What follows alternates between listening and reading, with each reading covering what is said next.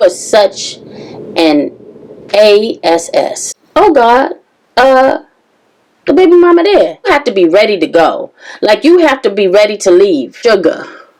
He put sugar in my tank.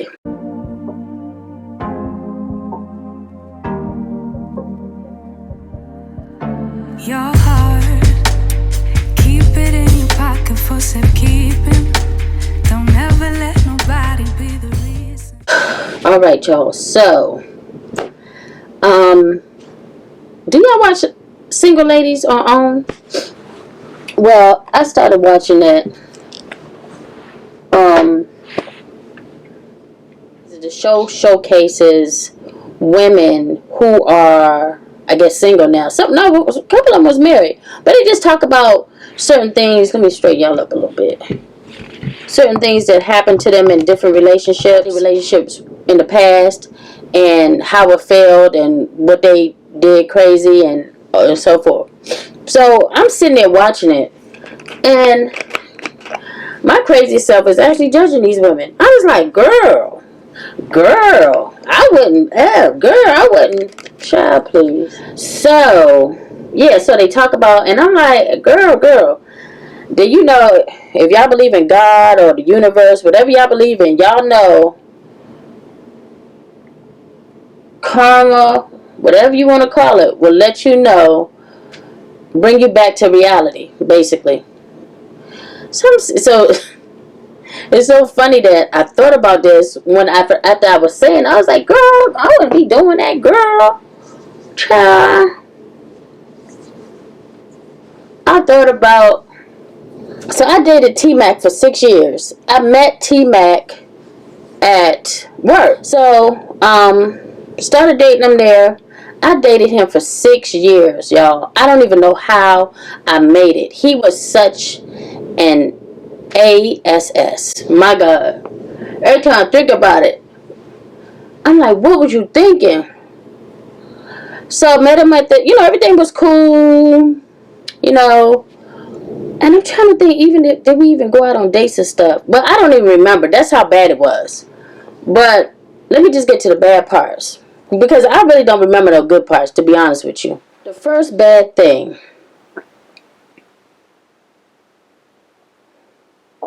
Well, the first bad thing is I always felt like he was cheating. I always felt like he was cheating, and like he had somebody else. And let me tell you something. That's one of the episodes is about red flags. I think this is the first episode is about red flags. Man, the red flags was coming left and right, and I was like this. Woo! I think one of the ladies did that on the show. I was like that. I'm like, oh, I don't see no red flags. I'm like this, Stevie Wonder. I don't see no red flags. I don't see no red flags. He had a baby mama. And let me tell you about the story about this baby mama. They had been dating since high school. I think even middle school or something like that. They had been dating for a while. And they was, and they both were older than me. So, but of course she's real cool with the family and everything, right? So, I think it's like a holiday. We go to the brother house. Oh God, the baby mama there. You could have warned me? And everybody looking shocked. I'm walking in, everybody else looking shocked but him. I'm like, so then she starts to act funny, whatever, but, I mean, it's normal shit. I should have started acting funny either. Too, but I was just like, I didn't know what was going on. So I wound up leaving after a while, because it was just really uncomfortable. It was really, really uncomfortable. And then to come to find out, he brought her there. I had drove there. He and the daughter and her had rode together as like a little family. So I know she was like, what the hell is going on?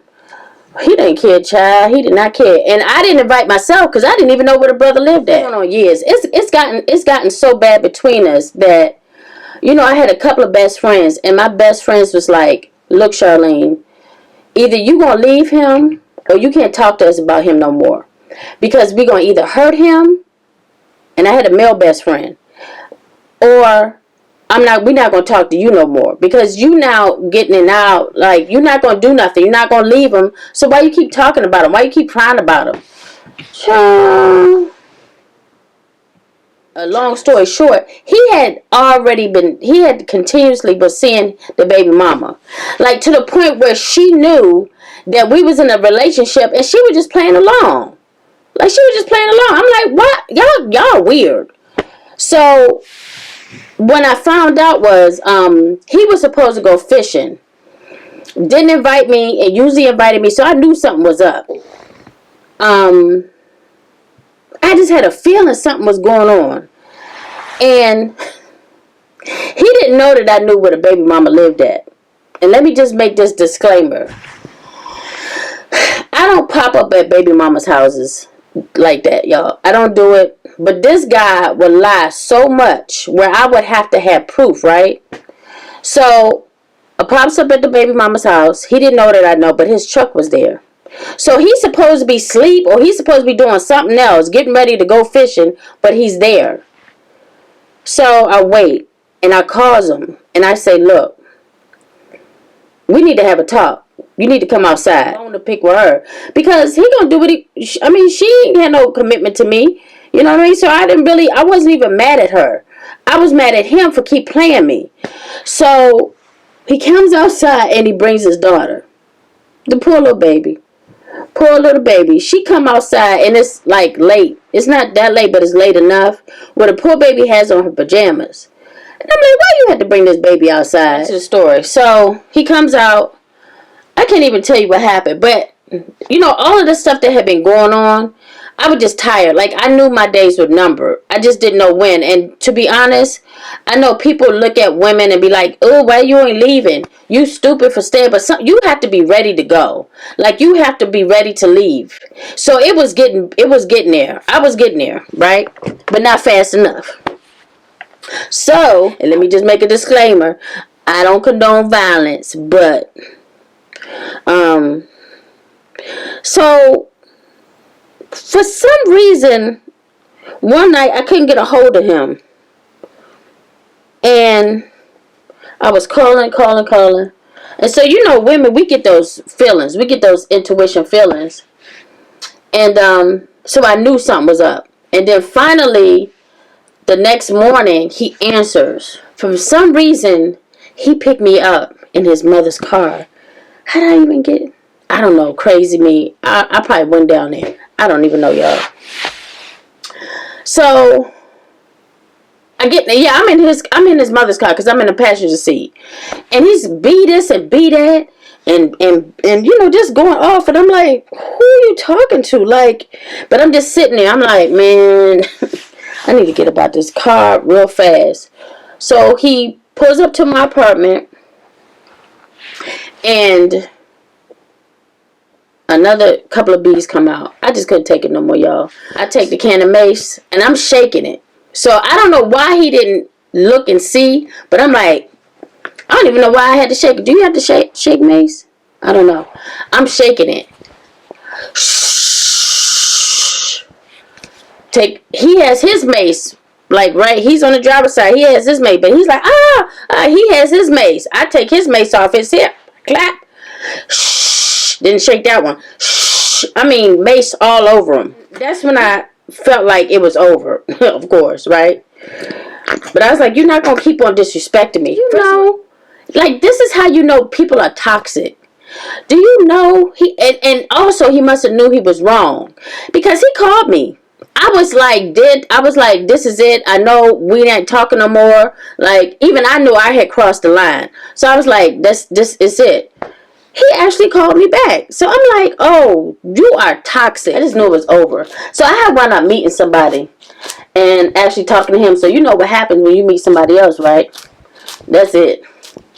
That is it for them. So, but I'm the type of person, see, I'm not going to cheat on you.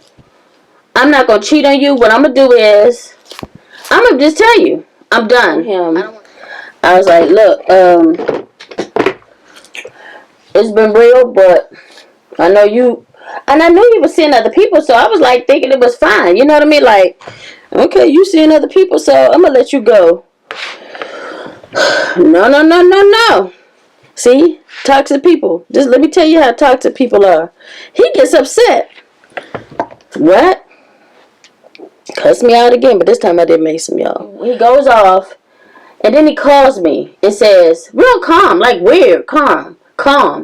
Yeah, okay, I know it's over, blah, blah, blah, but if you ever need me to help you with your car, if you ever get stopped or whatever, you can always call me. And I was like, that's weird. Because the last time I called you to help me, when I had got a flat tire and I had my kids in the car, you was all making excuses why you couldn't come. Your friend who overheard the conversation told you to come. Because he was like, man, she out on the highway with them kids. You need to go help her. So, why all of a sudden you want to all of a sudden freely help me now, right? So I'm like, oh, that's weird. So, I go out. I'm going out to my sister's house with my kids. And they live far out. So, I was at my sister's house. And we were coming back home. And I had to get gas. So, my youngest daughter wanted to get out and help me with the gas. So as I was helping her put the thing in and hold it, but I happened to notice it was some like dripping coming down. And I was like, what is that? But I didn't think nothing of it. I just put some gas in the tank and kept going. Y'all. The next day I come outside and I touch it and it's like grainy. And I know, I'm telling you, I know y'all gonna think I'm crazy, but I am. Well, I was. I'm not as crazy as I used to be. And for disclaimer, this is when I was in my 20s. Okay, late 20s. I did like that to the grain. I kind of like, did like that. And it was sugar. He put sugar in my tank. And let me tell you, I know it was him. Because why would you say, call me just in case you get stranded or your car, because I'm telling y'all, he never helped me. Like even that day I had a flat tire. I had my daughter, well, both my daughters and my youngest daughter's friend in the car. I had 3 kids in the car. Do you know this man fussed about I ain't gonna be able to come get you. I ain't gonna be able to do it. And I'm telling you, the only reason why he did it was because of his friend. His friend made him, and his friend came and helped me, actually, because his friend drove with him, and he got out and helped me. So, I know it was strange that he would say that, so I know it was him. And he confessed to it later on that it was him. So, but at the time I know it was him. And I called him, and I was like, this has got to be the most evil-ish you have ever done. I am a single mother. I don't have no help. I didn't even have you as a help when I was dating you. For you to do this to me is awful. And I just left him. I was like, I would never speak to you again. Never. And I didn't. After that, I didn't talk to him for a long time. And I'm going to tell you how I started talking to him for a brief moment. My kid's life in jail. Like, what if that night, my car, it was late at night and we was far out. Like to the point where some streets didn't even have no goddamn lights. Like country part. What if I couldn't go nowhere and my car got stranded out and then we got hit or something. Anything could have happened. Man, and I'm hurt. Even me talking about it now. My kids are grown. But even me talking about it now hurts me for a man to do that to a female who has kids. He didn't give a damn about me. He didn't give a damn about my kids. He never did. He never did. Found this guy. I don't know where y'all from, but like at the AutoZones, and I don't even know if they still do it, but a lot of times people would hang out at the AutoZones and try, if they could fix cars, they would try to solicit jobs. So it was one guy there. He had like a little makeshift garage up the street, and I was telling him what happened. This man took my gas tank off. Drained it out. He drained all the gas out, and he told me, because I had left the car there, but he said, "Baby girl, you got to come back up." He was one of them old guys. He said, "Baby girl, you got to come back up here, because I got to show you this." So he said this MFer, and he was mad. He was pissed that a man would do this. He said he must have poured a whole 5-pound bag in here, and he showed me all of this sugar in my tank. Child, the sugar had not it hadn't gone past the filter. That's what the guy said. He said it did not go past the filter. Because, you know, you got to, I guess you got the gas tank, then you got a filter, so no particles will get to the engine. I don't know. I'm not a mechanic, so I think that's what he said. But he was able to clean out my gas tank. He was able to put a new filter on there, and I was good. I was good. So let's fast forward some years. I think I got, and I had the same car too. Right around the same car. I am delivering newspapers at night to downtown, and he still works. But I didn't know he switched his shift to night, I guess. But anyway, the places where I would deliver the papers were at the little boxes outside. So I would deliver the papers, and I happened to run up on them. So again, I'm like, hey, you know, it's been some years. I mean, it's been, I'm going to say maybe 3 or 4 years since that happened. Since that gas tank happened. And I seen him. He looked skinny, but his mother had passed. And so that's what it was. I felt bad because his mother had passed. And it was, and he found her. And he's like, he was already like one of these people who couldn't deal with stuff because he smoked weed all the time. So he was real skinny, but he was real sad about his mother passing because he was close to his mother, I guess. But he kind of treated her a little bad too. So we just started talking and whatever, and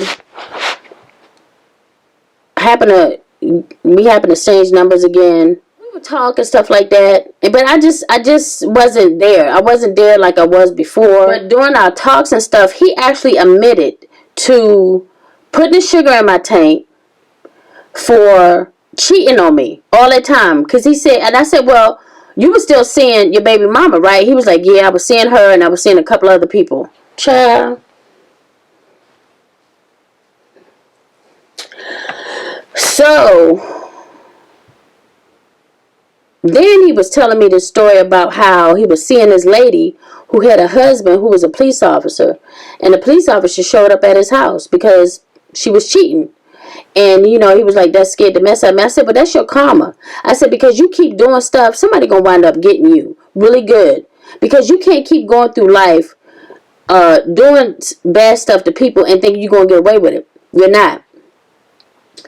I heard he wasn't doing too well. I think he had lost his job after that because I had stopped speaking to him. I just couldn't no more. I was just like, you know what? This ain't, I really don't like you. I really don't like you. I felt bad because your mom passed, but I really don't. I just can't stand you, to be honest. So let's not even fake it. And that was it. But, you know, his mom passing, I think, really bothered him so much. I don't know what happened at work. He got fired, what I was told. And also, he was doing drugs way back before I met him. So I think he started doing drugs again. And not to say that I wish any bad thing on anyone, but at the same time, you have to be really careful how you treat people. And that's why I always felt like as long as I did right by the person, I'm good. Like I could walk away and maybe I'll feel stupid, but I won't feel guilty for doing somebody harm. So anyway, that's my story time. That's my relate. I got a lot of stories. Somebody said, a couple of my friends said I could write a book on the little incidents that I had over my lifetime with these men's and stuff. But alright, y'all, I'm going to bed. I should see y'all later. I hope y'all enjoyed the video. If y'all want more story times, just let me know. I got you. Keep it in your pocket for safekeeping. Don't ever let nobody be the reason.